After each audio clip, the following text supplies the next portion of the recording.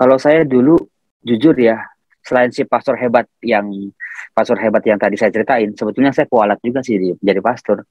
Jadi waktu itu ada satu pastor tua di paroki saya, khotbahnya yang ngantuk. Saudara-saudaraku yang terkasih, hari ini kita, wah, saya waktu itu anak SMA, aduh ngantuk banget di gereja Katolik gitu kan. Lalu saya doa sama Tuhan, saya berlutut sama Tuhan. Tuhan boleh nggak saya gantiin dia? Betul loh.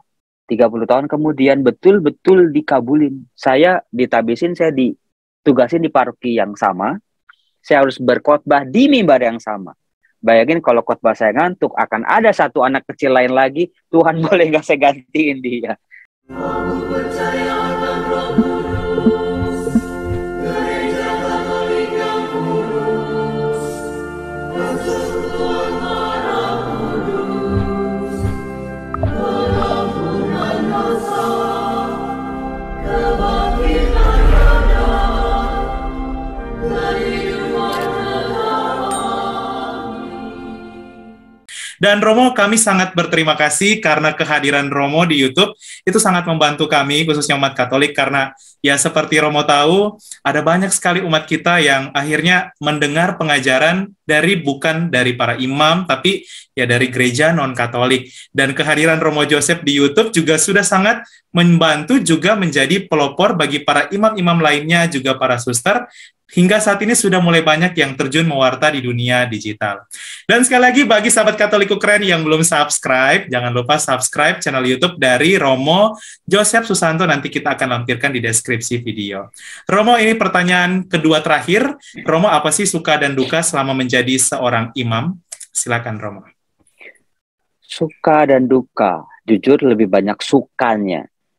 Dukanya makin saya bertumbuh ya, bertambah angka imamat saya, tahunnya makin tua gitu, makin dukanya tuh makin hilang karena saya mulai bisa beradaptasi. Pasti saya mulai bisa membiasakan diri dengan kesulitan demi kesulitan, tetapi ketika sudah saya jalani, ya itu bagian hidup saya, konsekuensi saya, tanggung jawab saya juga, jadi dibawa suka.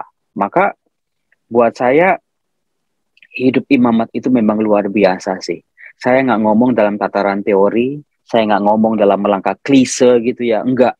Tapi kalau bagi teman-teman muda di sini, penonton Katoliku keren, kalau memang Anda merasa dipanggil, ada dorongan, kok aku tuh lebih suka di gereja misalnya, kok mau hidupku tuh mau aku dedikasikan buat Tuhan dan juga buat sesama dalam sebuah pelayanan, nggak mencari apa ya yang duniawi lah. Jangan-jangan di situ Anda semua terpanggil. Kalau saya dulu jujur ya, selain si pastor hebat yang tadi saya ceritain, sebetulnya saya kualat juga sih jadi pastor. Jadi waktu itu ada satu pastor tua di paroki saya, khotbahnya yang ngantuk. Saudara-saudaraku yang terkasih, hari ini kita, wah, saya waktu itu anak SMA, aduh ngantuk banget di gereja Katolik gitu kan. Lalu saya doa sama Tuhan, saya berlutut sama Tuhan. Tuhan boleh nggak saya gantiin dia? Betul loh. 30 tahun kemudian betul-betul dikabulin. Saya ditabisin, saya ditugasin di paroki yang sama. Saya harus berkhotbah di mimbar yang sama. Bayangin kalau khotbah saya ngantuk, akan ada satu anak kecil lain lagi, Tuhan boleh nggak saya gantiin dia? Gitu. Jadi Tuhan bisa memanggil kita dengan berbagai macam cara kok. Ikuti, jangan tolak, jangan denial, jangan ya sibuk sama yang lain-lain sampai kita tuli, tidak lagi mendengar, tidak lagi peka merasakan kehadiran Tuhan. Nge-game terus tiap hari. Sekali-sekali lepas gamenya, kalau doa fokus dalam doa, baca firman Tuhan kalau mau kenal Tuhan Yesus. Kita nggak bisa kenal Tuhan kalau nggak baca kitab suci. Dari mana? Gitu ya. Iya, wow, luar Jadi biasa. sukanya luar biasa. Sukanya luar biasa ya, Mo. Sukacita selalu dalam Tuhan. Dan Romo, ini pertanyaan yang terakhir.